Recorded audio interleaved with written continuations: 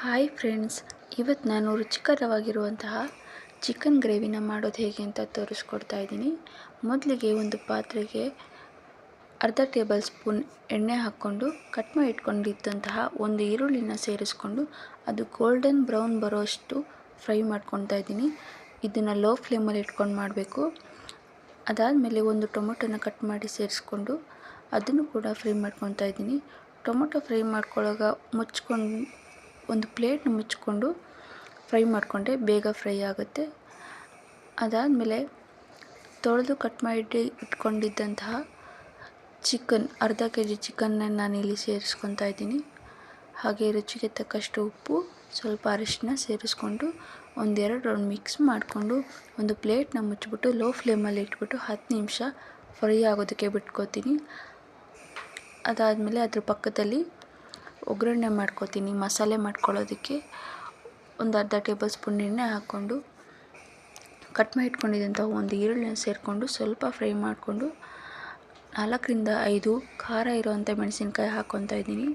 ಅದನ್ನು ಸ್ವಲ್ಪ ಫ್ರೈ ಮಾಡಿಕೊಂಡು ಅರ್ಧ ಟೇಬಲ್ ಸ್ಪೂನ್ ಧನಿಯಾ ಕಾಳನ್ನ ಹಾಕ್ಕೊಂಡು ಅದನ್ನು ಸ್ವಲ್ಪ ಫ್ರೈ ಮಾಡ್ಕೊತಿದ್ದೀನಿ. 4ರಿಂದ 5 ಲವಂಗ, 2 ಏಲಕ್ಕಿ, 4ರಿಂದ 5 ಚಕ್ಕೆ, ಹಾಗೆ ಸ್ವಲ್ಪ ಕಾಯಿ ತುರಿ, ಸ್ವಲ್ಪ ಅರಶಿನ, ಲಾಸ್ಟಲ್ಲಿ 4ರಿಂದ 5 ಕಾಳು ಮೆಣಸು, ಇದನ್ನೆಲ್ಲ ಸೇರಿಸ್ಕೊಂಡು ಚೆನ್ನಾಗಿ ಫ್ರೈ ಮಾಡ್ಕೊತಾ ಇದ್ದೀನಿ. ಲಾಸ್ಟಲ್ಲಿ ಟೊಮೊಟೊ ಹಾಕ್ಕೊಂಡು ಸ್ವಲ್ಪ ಮಿಕ್ಸ್ ಮಾಡಿಬಿಟ್ಟು ಒಂದು ಪ್ಲೇಟ್ನ ಮುಚ್ಚಿ ಒಂದೆರಡು ನಿಮಿಷ ಹಾಗೆ ಫ್ರೈ ಆಗೋದಕ್ಕೆ ಬಿಡ್ತೀನಿ. ಅದಾದಮೇಲೆ ಗ್ಯಾಸ್ನ ಆಫ್ ಮಾಡಿಬಿಟ್ಟು ಸೈಡಲ್ಲಿ ಇಡ್ತಾಯಿದ್ದೀನಿ. ಇದಿಷ್ಟನ್ನು ಲೋ ಫ್ಲೇಮಲ್ಲಿ ಇಟ್ಕೊಂಡು ಮಾಡಬೇಕು. ಪಕ್ಕದಲ್ಲಿ ಇಟ್ಬಿಟ್ಟು ಅದನ್ನು ತಣ್ಣಗಾಗಕ್ಕೆ ಬಿಡಬೇಕು. ಅದು ತಣ್ಣಗಾದ್ಮೇಲೆ ಅದನ್ನು ಒಂದು ಮಿಕ್ಸಿ ಜಾರಿಗೆ ಹಾಕ್ಕೊಂಡು 4ರಿಂದ 5 ಬೆಳ್ಳುಳ್ಳಿ, ಒಂದು ಅರ್ಧ ಇಂಚು ಶುಂಠಿನ ತುರಿದ್ಬಿಟ್ಟು ಸೇರಿಸ್ಕೊತಾ ಇದ್ದೀನಿ. ಕಟ್ ಮಾಡಿ ಸೇರಿಸ್ಕೊಂಡು ಅದು ಚೆನ್ನಾಗಿ ರುಬ್ಬೋದಿಲ್ಲ ಅಂತ. ಹಾಗೆ ಸ್ವಲ್ಪ ಕೊತ್ತಂಬರಿ ಸೊಪ್ಪು, ಪುದೀನ ಸೊಪ್ಪನ್ನು ಬಿಡಿಸ್ಕೊಂಡು ಕಟ್ ಮಾಡಿ ಸೇರಿಸ್ಕೊತಾ ಇದ್ದೀನಿ. ಇದಿಷ್ಟನ್ನು ಹಾಕ್ಕೊಂಡು ಎಷ್ಟು ಬೇಕೋ ಅಷ್ಟು ನೀರು ಸೇರಿಸ್ಕೊಂಡು ನುಣ್ಣಗೆ ರುಬ್ಕೋತಾ ಇದ್ದೀನಿ. ರುಬ್ಬಿಬಿಟ್ಟು ಸೈಡಲ್ಲಿ ಇಟ್ಕೊತಾ ಇದ್ದೀನಿ. ಅದಾದಮೇಲೆ ಇದಕ್ಕೆ ನಾನು ತೇಜು ಚಿಕನ್ ಮಸಾಲಾನ ಹಾಕ್ಕೊತಾ ಇದ್ದೀನಿ. ಇದನ್ನ ಹಾಕ್ಕೊಂಡು ಒಂದೆರಡು ರೌಂಡ್ ತಿರುಗಿಸ್ಬಿಟ್ಟು ಒಂದು ಪ್ಲೇಟ್ನ ಮುಚ್ಚಿ ಒಂದೆರಡು ನಿಮಿಷ ಫ್ರೈ ಆಗೋದಕ್ಕೆ ಬಿಡ್ತೀನಿ. ಇದರಿಂದ ಒಂದು ಒಳ್ಳೆ ಟೇಸ್ಟ್ ಬರುತ್ತೆ.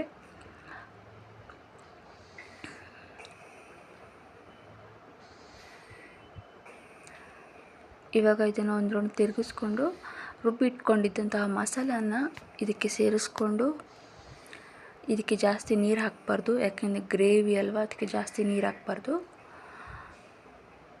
ಈಗ ಇದನ್ನು ಒಂದು 10 ನಿಮಿಷ ಹೀಗೆ ಕುದಿಯೋದಕ್ಕೆ ಬಿಡಬೇಕು.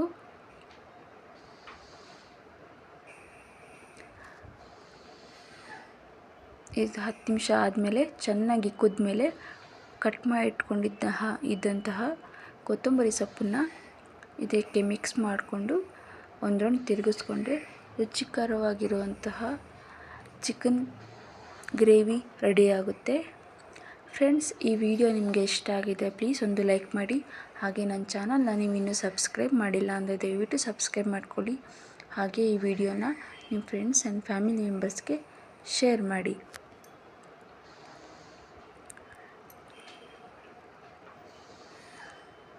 ನಾನು ಸಿಗ್ತೀನಿ ನನ್ನ ನೆಕ್ಸ್ಟ್ ವಿಡಿಯೋದಲ್ಲಿ. Thank you.